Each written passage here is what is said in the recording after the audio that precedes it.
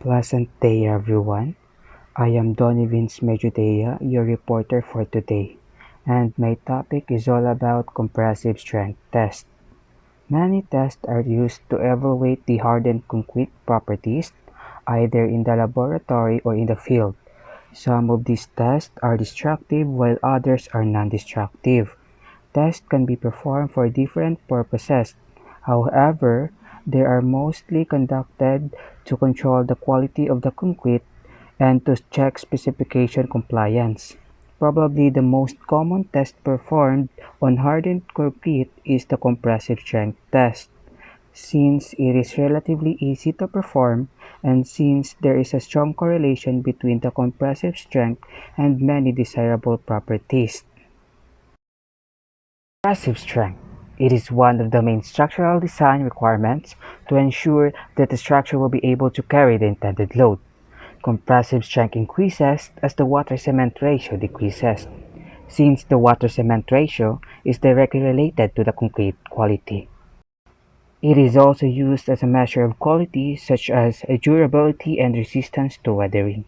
Thus, in many cases, designers specify a high compressive strength of the concrete to ensure high quality even if this strength is not needed for structural support. The compressive strength or F'(C) of a normal weight concrete is between 20 and 40 megapascal for SI units. It is the measured maximum resistance to axial loading expressed as force per unit of cross-sectional area in pounds per square inch or PSI in English units.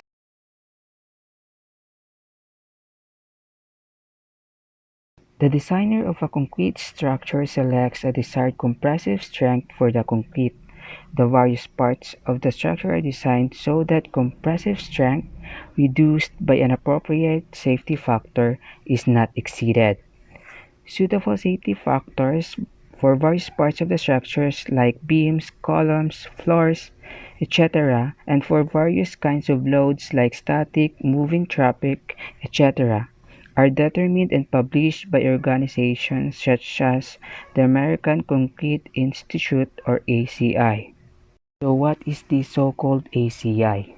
ACI is an organization that aims to provide knowledge and information about the best use of concrete. The concrete that is placed in the structure is tested at 28 days and evaluated based on American Society for Testing and Materials or ASTM or ACI criteria to determine that it has the required compressive strength. ASTM helps to ensure that only quality raw materials are used to produce bearings and other industrial goods. The standards are highly regarded throughout the plastic supply chain.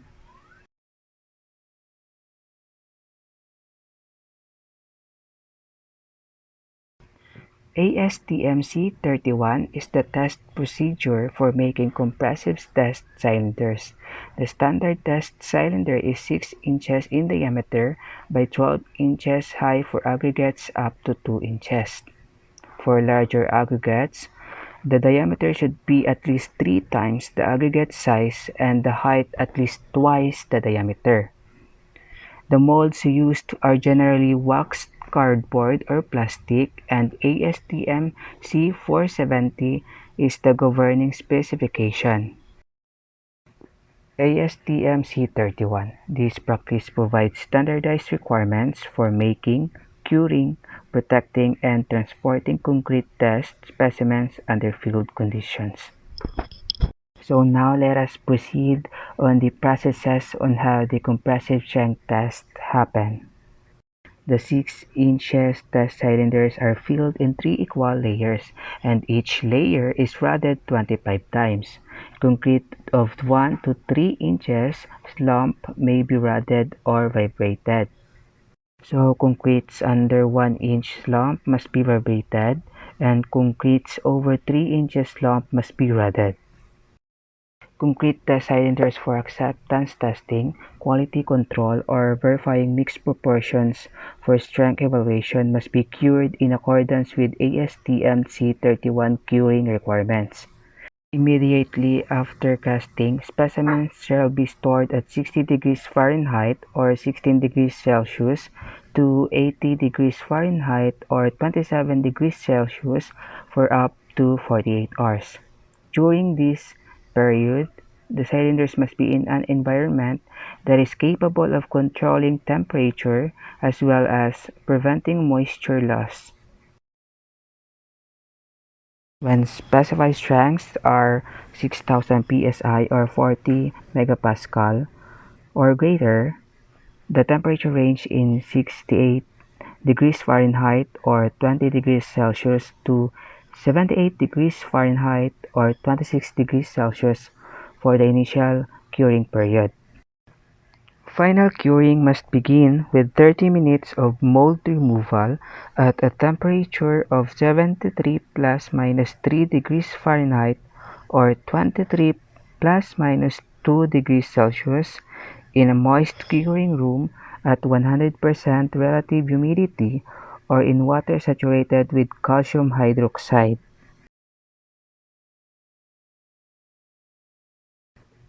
Cylinder must be transported to a laboratory for final curing, must not be moved until at least 8 hours after final set, and must be protected from jarring, freezing, or moisture loss. The transportation time for the job site to the laboratory should not exceed 4 hours.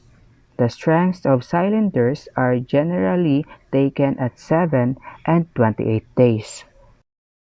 The speed with which construction takes place has cast some doubt on the usefulness of the 7 and 28-day concrete strength test. If concrete strengths are not adequate in the footings of a building, the engineer may not receive the information until the walls have already been cast on the questionable footing concrete.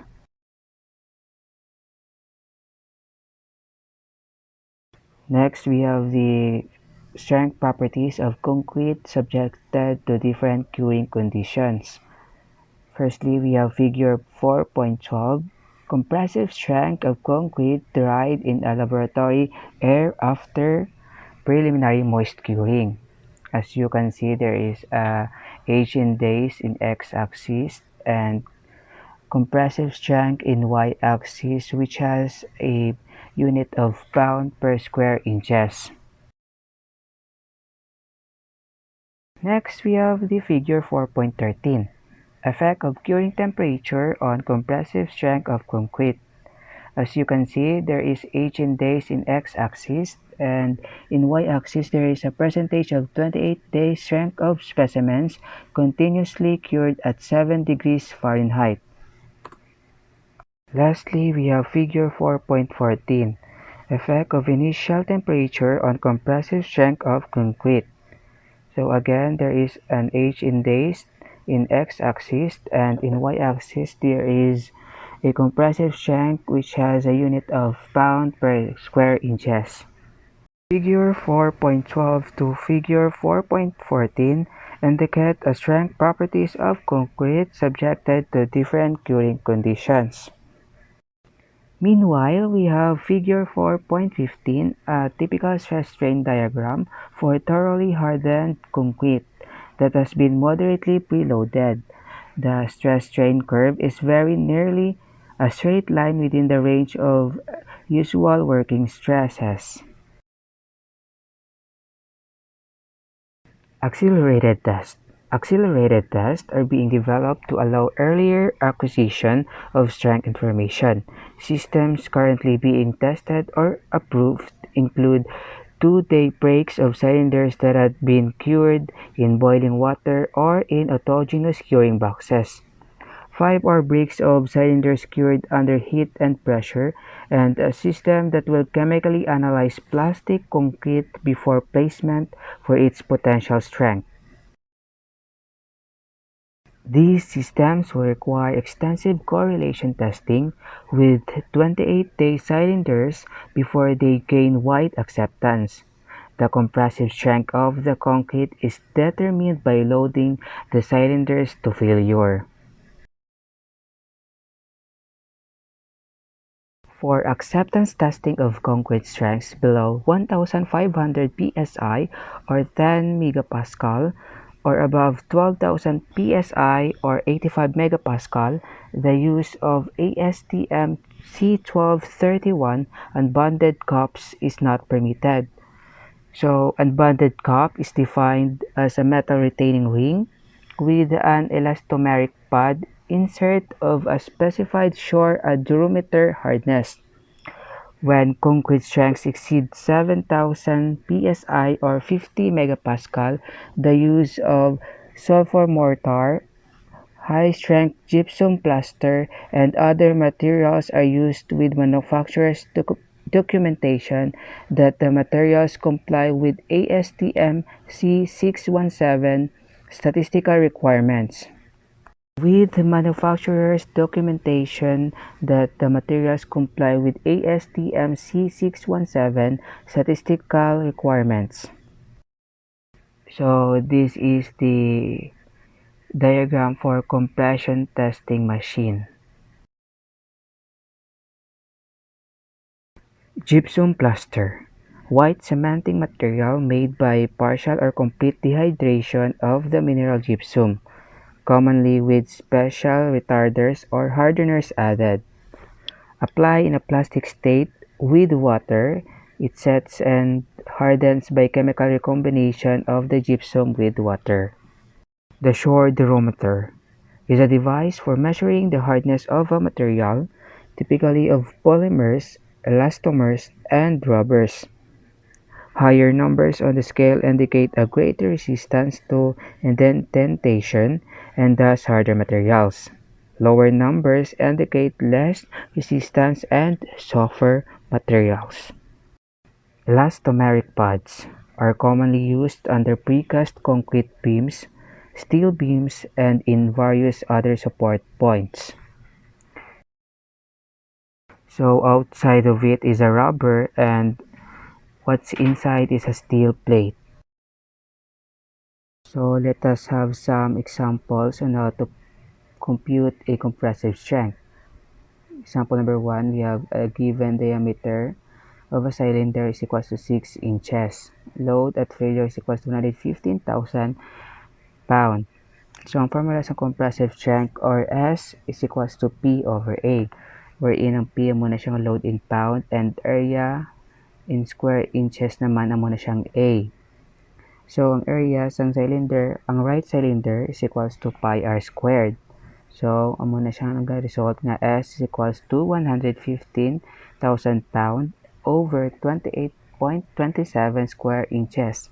Ang 28.27 square inches ang buto siya ang bakuina nga alina siya sa area nga pi r squared, wherein ang r tang radius is equals to 3 inches. So ang iyang result is S equals to 4,070 pound per square inches. Another example is that may given kita nga cylinder diameter is equals to 4 inches. Load at failure is equals to 54,900 pounds. So, amo man siya Japon ang aton nga formula S is equals to P over A, wherein ang P mo na siyang 54,900 pounds, kagang iya area na may given nga 4 inches nga diameter is equals to pi r squared. Ang radius ta mo na siyang tunga sang 4 inches. Ang mag-result na siya diyon sa 12.57 square inches. So, ang iyang compressive strength is equals to 4,368 psi. Pero, kung i-convert mo siya into megapascal, you need mo lang siya i-multiply sa 0.00689476. So, ang compressive strength niya is 30.12 megapascal. Note that 4 inches diameter cylinders usually yield higher strengths Therefore, many specifiers require comparison testing between 4 inches and 6 inches diameter cylinders before approving the use of 4 inches diameter cylinders. So to convert pounds per square inch or PSI to megapascals, you need mo lang siya i-multiply by 0.006894476 nga mo to siya kayo gigamit ta sa pag-solve sa example number 2. Record cylinders. The specimens made under controlled curing conditions are generally the specimens used to judge the quality of the concrete for the job. The contractor may have field cylinders made and cured under job site conditions to determine when forms may be stripped or the structure may be put into service. Evaluation of compression test results. The evaluation of compression test results are based on ASTM C94 or ACI 318 criteria. Both ASTM and ACI define a strength test as the average strength of two 6 by 12 inches cylinders or three 4 by 8 inches cylinders. The average strength of any three consecutive tests shall be equal to the greater than the specified strength. When the required strength is 5,000 psi or 35 megapascal or less, no single test can fall more than 500 psi or 3.5 megapascal below the required strength. However, if the required strength is greater than 5,000 psi or 3.5 megapascal, no single test can fall below 0.90 compressive strength. But before that, ASTM C94 recognizes that concrete loses slump with the passage of time and that with traffic and other delays, it is necessary to complete fixing and to make slump adjustments on the job. A one-time addition of water is permitted in C94 on arrival at the job but at no later time. ACI 318 or Building Code Requirements for Structural, Concrete, and Commentary is the document that presents the code requirements for design and construction of structural concrete that are necessary to ensure public safety. Statistical computations used to control the quality of concrete can be performed manually or by using simple calculators. The results of concrete strength test will, if plotted, assume the normal distribution, that is, the familiar bell-shaped curve. We can see on the figure 4.17. The curve can be described by two characteristics, the mean or average, denoted by the letter x bar, and the standard deviation, denoted by the Greek letter sigma. For the formula, we have the mean x bar equals to the summation of x over n, and for the standard deviation, we have a sigma is equal to the square root of the summation of x minus x bar squared over n minus 1, wherein x bar is equal to mean siya, and x is equal to test strength, and ang naman ng n is equal to number of tests, and S or sigma is equal to standard deviation. The smaller the standard deviation, the steeper the curve, indicating results grouped tightly around the mean. The higher the standard deviation, the shallower the normal distribution curve, indicating widespread test results. Whatever the value of the standard deviation, vertical lines drawn at 1, 2, and 3 standard deviations on either side of the mean always include the same proportion of the area under the curve. Coefficient of variation, or V, a statistical measure of uniformity of the concrete production and testing. The producer of the concrete must control factors such as aggregate variations, admixture doses, mixing, and delivery. The testing of the concrete must conform to the stipulations of standards, such as ASTM that govern sampling, handling, transportation, curing, and finally the actual testing of the representative samples of the concrete. Therefore, it is impossible that uniformly produced concrete will have a high coefficient of variation due to the impact of poor testing. When the evidence suggests such a situation, it is customary to have a second testing laboratory shadow the original laboratory, performing the same test to determine if procedural testing errors are contributing to the high coefficient of variations. These are the estimated ranges for coefficients of variations. Coefficient of variation under 5%. The control level is associated with well-controlled laboratory tests. 5 to 10% is excellent. 10 to 15% is good. 15 to 20% is fair. Over 20% is poor. Next up, we have the formula and an example. So the formula is the V is equals to sigma over x var times 100, wherein V is equals to coefficient of variation, sigma is equals to standard deviation, and the x bar is equals to mean. An example of that, a concrete producer has a mean of 3,400 psi and a standard deviation of 450 psi on a concrete construction project. Calculate the coefficient of variation. So V is equals to 420 psi over 3,400 psi times 100 is equals to 12.4%. So the coefficient of variation calculated indicates good concrete production and control testing. That will be all. Thank you.